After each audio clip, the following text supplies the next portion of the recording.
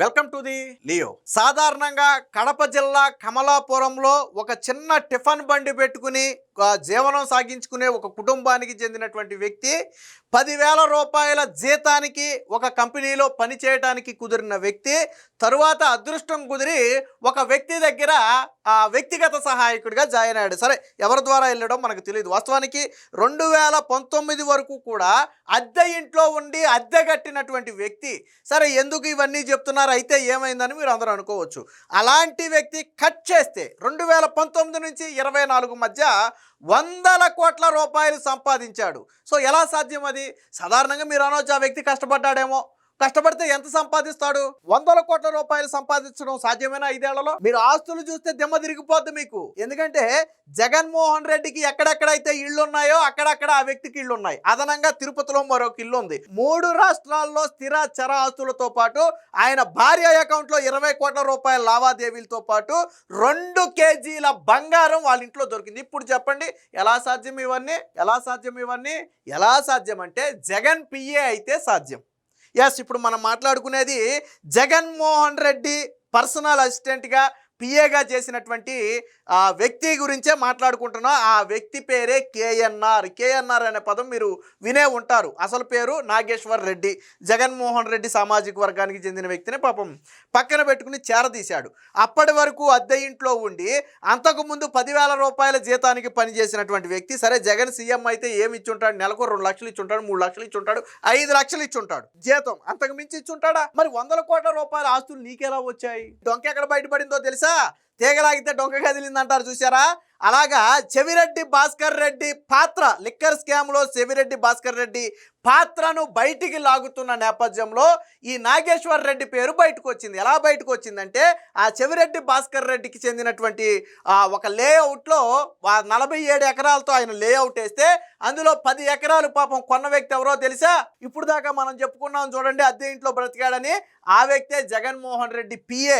10 ఎకరాలు 2021లో కొన్నాడు. ఎకరం 8 లక్షల చొప్పున 80 లక్షలు వెచ్చించి కొన్నాడు. సో ఈ చెవిరెడ్డి భాస్కర్ రెడ్డికి సంబంధించినటువంటి విచారణ నేపథ్యంలో ఎవడరా 10 ఎకరాలు ఒకేసారి 80 లక్షల రూపాయలు చెల్లించుకున్నది ఎవడరా ఈడని బయటికి పేరు తీస్తే వచ్చిన పేరే ఈ నాగేశ్వర్ రెడ్డి. ఎవరా ఈ నాగేశ్వర్ రెడ్డి అని ఆరాధిస్తే తెలిసిందే జగన్మోహన్ రెడ్డి పిఏ. సరేలే బాబు, నువ్వు ఇంత డబ్బు ఎక్కడి నుంచి వచ్చింది? నువ్వు ఎలా కొన్నావు? అప్పు తీసుకున్నావా? లోన్ తీసుకున్నావా? లేకపోతే ఎవరైనా ఇచ్చారా? లేదా నీకు ఏదన్నా ఉన్నది అమ్మావా? ఎలా కొన్నావో చెబుతి కానీ రా అని సిట్ అధికారులు పిలిస్తే వాళ్ళ మైండ్ బ్లాక్ అయ్యింది. తీరా ఆరాధీయటం మొదలు పెడితే 3 రాష్ట్రాల్లో ఆస్తులు ఉన్నాయి, 3 రాష్ట్రాల్లో ఇల్లు ఉన్నాయి.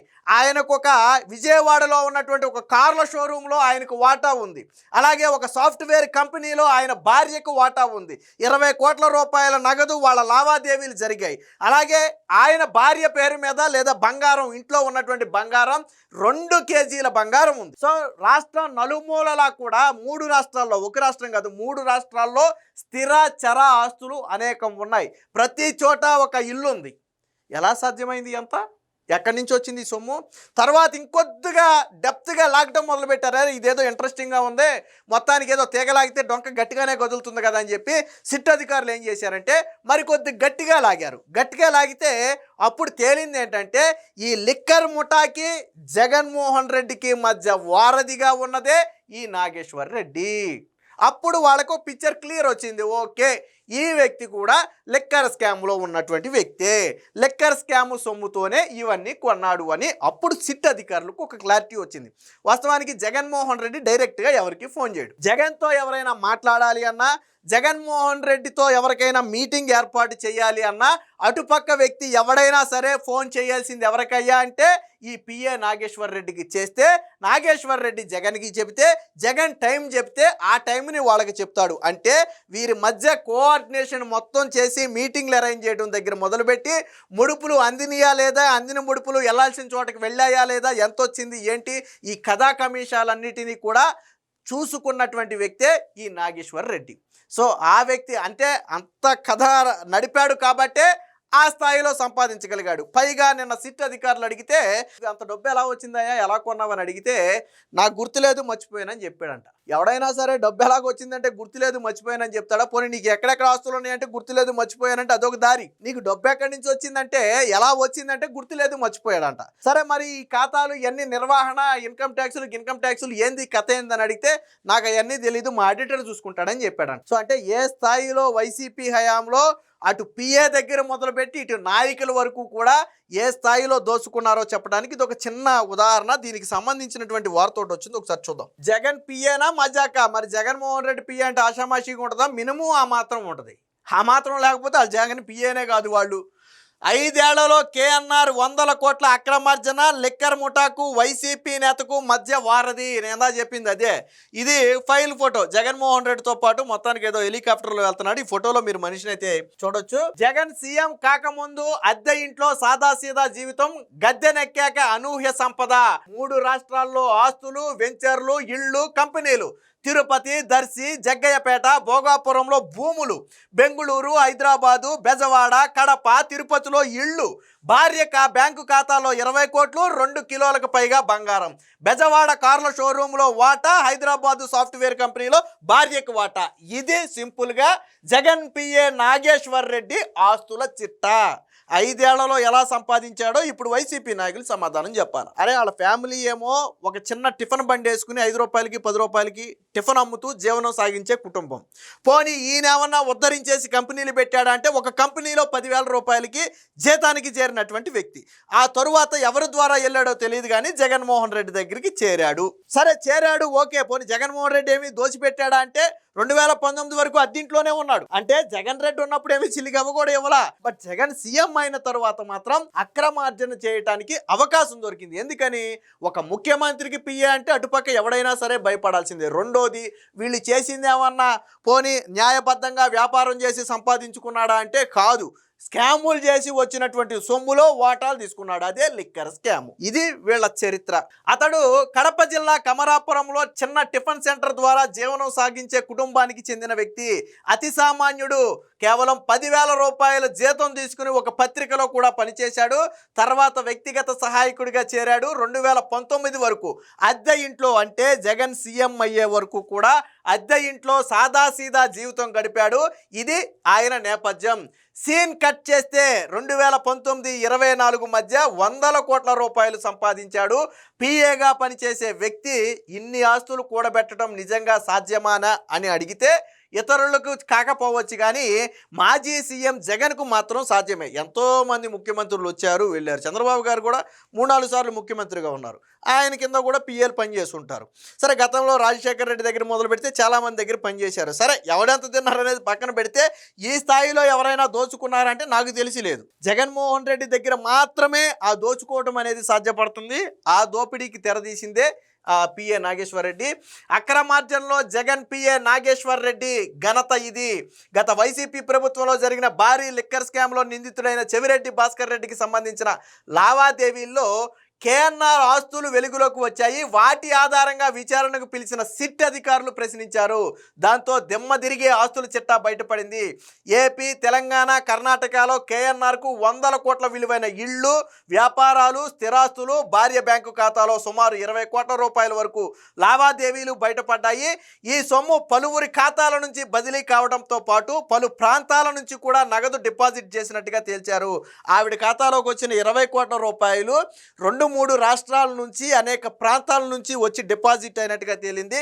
సరే, ఇక్కడతో అవ్వలేదు. ఇప్పుడు అక్కడ తీగలాగితే వాళ్ళు ఎందుకు డిపాజిట్ చేశారో కూడా తెలుస్తుంది అనుకోండి. జగన్కు ఎక్కడెక్కడ ప్యాలెస్లు ఉన్నాయో అక్కడంతా ఇళ్ళున్న కేఎన్ఆర్కు తిరుపతిలో మాత్రం అదనంగా ఉందంటే జగన్కి హైదరాబాద్లో ప్యాలెస్ ఉంటే నాగేశ్వర రెడ్డికి ప్యాలెస్, కడపలో ప్యాలెస్ ఉంటే నాగేశ్వర రెడ్డికి ప్యాలెస్, మంగళగిరిలో ప్యాలెస్ ఉంటే మరి నాగేశ్వర రెడ్డికి ఉందో మనకు తెలియదు, బెంగళూరులో ప్యాలెస్ ఉంటే నాగేశ్వర రెడ్డికి ప్యాలెస్. కానీ ఈ ప్యాలెస్లే కాకుండా అదనంగా ఉన్నటువంటి మరో ప్యాలెస్ ఏంటంటే తిరుపతి ప్యాలెస్. జగన్కి లేదు, నాగేశ్వర రెడ్డికి ఉంది. అది తేడా. మిగతా అన్ని సేమ్ టు సేమ్. ఏది అడిగినా దాటవేత ధోరణి. గత వైసీపీ హయాంలో జరిగిన 3,500 కోట్ల లిక్కర్ స్కాము సిట్ విచారిస్తున్న సంగతి తెలిసిందే. వైసీపీ కీలక నేత చెవిరెడ్డి భాస్కర్ రెడ్డి ముడుపుల సొమ్ము కోట్లాది రూపాయలు తరలించినట్టుగా తేల్చింది. ఆయన ఆస్తుల వివరాలు పరిశీలించగా తిరుపతి జిల్లా కేవీబీ పురం మండలంలో ఒల్లూరు వద్ద కేవీఆర్ ఇన్ఫ్రా పేరుతో 47 ఎకరాల లేఅవుట్లు వివరాలు బయటపడ్డాయి. ఈ కేవీఆర్ ఇన్ఫ్రా ఎవరిదయ్యా అంటే చెవిరెడ్డి భాస్కర్ రెడ్డిది. అందులో నుంచి ఆస్తులు కొనుగోలు చేసిన వారి లిస్టు బయటికి తీస్తే జగన్ వద్ద పిఏగా పనిచేస్తున్నటువంటి కేఎన్ఆర్ పేరిట 10 ఎకరాలు 2021లో రిజిస్టర్ అయింది. అంటే జగన్ సీఎం అయిన 2 ఏళ్లలోనే దాదాపుగా 10 ఎకరాలు ఎకరం 8 లక్షల చొప్పున మొత్తంగా 81 లక్షల రూపాయలకు కొనుగోలు చేశాడు. దీంతో అధికారులు నోటీసులు ఇచ్చి పిలిస్తే విజయవాడ పోలీస్ కమిషనరేట్లో జరిగినటువంటి విచారణలో భాగంగా ఈ వివరాలన్నీ కూడా బయటకు వచ్చాయి. చెవిరెడ్డి కుటుంబానికి చెందిన కేవీఆర్ ఇన్ఫ్రాలో 10 ఎకరాల భూమి కొనుగోలు చేయడానికి 81 లక్షల డబ్బు ఎక్కడి నుంచి వచ్చిందని సిట్ అధికారులు అడిగితే తనకు గుర్తు లేదని, అవన్నీ తన ఆడిటర్ చూసుకుంటారని దాటవేత సమాధానం ఇచ్చాడు. అయితే ఒక్కో ఆస్తి చిట్టాను బయట పెడుతూ ఈ డబ్బులన్నీ కూడా లిక్కర్ స్కామ్ ముడుపుల ద్వారా వచ్చిన డబ్బులేనా అని ప్రశ్నిస్తే ఒక్కసారిగా కొంగుతిన్నటువంటి కేఎన్ఆర్ కాదు అని తప్పించుకునే ప్రయత్నం అయితే చేసి పొంతన లేని సమాధానాలు చెప్పారు. చిన్న టిఫిన్ సెంటర్ ఏర్పాటు చేసుకుని జీవనం సాగించే కుటుంబానికి చెందిన మీరు జగన్ పంచిన చేరకముందు వరకు అతి సామాన్యుడిగా ఉండి అద్దె ఇంట్లో బ్రతికిన మీరు 100 కోట్ల రూపాయలు ఆస్తులు ఎలా వచ్చాయి అని సిట్ అధికారులు గుచ్చి ప్రశ్నించారు. సిట్ అధికారుల విచారణలో ఇంకా ఏం తేలిందో తెలుసా? విజయవాడలోని ఒక ప్రముఖ కార్ల షోరూమ్ అంటే ఆషామాషి వ్యవహారం కాదు, కోట్ల విలువ చేసే షోరూమ్ అయి ఉంటుంది. ఆ ప్రముఖ కార్ల షోరూంలో ఈయనకి వాటా ఉంది. అలాగే తిన బామ్మర్ది రఘునాథ్ రెడ్డి పేరుతో ఉన్నటువంటి ఒక ఐటీ కంపెనీలో పిఏ భార్య అయినటువంటి శశికళకు వాటా ఉంది. అంటే ఒక ఐటీ కంపెనీలో వాటా ఉంది, ఒక కార్ల షోరూంలో కూడా వాటా ఉంది. అంటే ఇందాక మనం చెప్పుకున్న ఆస్తులకి అడిషనల్ అనమాట ఇవి. సో మరి ఎంత వచ్చాయి, ఎలా వచ్చాయి, వాటిలో పెట్టుబడి ఎలా పెట్టారో వాళ్ళకే తెలియాలా? సో వీటిలో పెట్టుబడి పెట్టడానికి అంత సొమ్ము ఎక్కడి నుంచి వచ్చింది, బ్యాంకు లోన్ తీసుకున్నారా, అప్పు చేశారా అంటూ సిట్ అధికారులు ప్రశ్నిస్తే వాటికి మాత్రం సమాధానం ఇవ్వలేదు. సో కాల్ డేటా సేకరణ, ఈ లిక్కర్ స్కామ్ ముఠా సభ్యులకు ముఖ్యమంత్రి జగన్కు మధ్య వారధిగా కేఎన్ఆర్ వ్యవహరించినట్లుగా కాల్ డేటా ప్రకారం నిర్ధారించారు. లిక్కర్ పాలసీ రూపకల్పన మొదలు ప్రతి వారం మద్యం ముడుపులు సక్రమంగా అందుతున్నాయా, వాటిని ఎక్కడ నిల్వ చేస్తున్నారు, ఎన్నికల కోసం ఎలా ఖర్చు చేయాలి తదితర విషయాలన్నీ చర్చించే ప్రతి సమయంలో కూడా లిక్కర్ గ్యాంగ్కు జగన్తో సమావేశం ఏర్పాటు చేసింది కేఎన్ఆర్ అని సిట్ గుర్తించింది. గత వైసీపీ ప్రభుత్వంలో నాటి ముఖ్యమంత్రి జగన్తో మాట్లాడాలనుకుంటే కేఎన్ఆర్కు ఫోన్ చేయాలి. లిక్కర్ స్కామ్లో కీలక నిందితులందరితోనూ కేఎన్ఆర్ నిరంతరం ఫోన్లో మాట్లాడినట్లుగా కాల్ డేటాలో తేలింది. జగన్తో వాళ్ళు ఏమి మాట్లాడారు, మీరు అక్కడ ఉండి ఏమి విన్నారు, మీకు అందిన కమిషన్ ఎంత తదితర ప్రశ్నలు అడగా వాటికి సమాధానం అయితే దాటవేశాడు. అంటే ఈ liquor gang Jaganmohan Reddy liquor స్కామ్కు సంబంధించి ఎప్పుడు మాట్లాడాలి అన్నా ఆ లిక్కర్ గ్యాంగ్తో సమావేశాలు ఏర్పాటు చేసిన వ్యక్తి, వాళ్ళతో నిత్యం సంప్రదింపులు జరిపినటువంటి వ్యక్తి ఈ కేఎన్ఆరే. సో ఈ కేఎన్ఆర్ ఆస్తుల చిట్ట ఏంటనేది సింపుల్గా ఇక్కడ ఇచ్చారు చూడండి. బెంగళూరులో 2 ఫ్లాట్లు ఉన్నాయి, తిరుపతిలో మరొక 2 ఫ్లాట్లు ఉన్నాయి, హైదరాబాదు, కడప, విజయవాడలో ఇళ్ల నిర్మాణం ఉంది, నిర్మాణం చేపట్టారు ఆల్రెడీ. బెజవాడ కార్ల షోరూమ్ లోను, హైదరాబాదు సాఫ్ట్వేర్ కంపెనీలో వాటాలు ఉన్నాయి. జగ్గయ్యపేట ప్రాంతంలో 40 ఎకరాల వ్యవసాయ భూమి ఉంది. ప్రకాశం జిల్లా దర్శిలో 10 ఎకరాలు, భోగాపురం విమానాశ్రయం వద్ద మరికొంత భూమి, అలాగే భార్య పేరు మీద 2 కిలోల బంగారం. దీంతో పాటు భార్య ఖాతాలో 20 కోట్ల రూపాయల నగదు లావాదేవీలు. సో ఇది ఫైనల్గా పిఏ చిట్టా.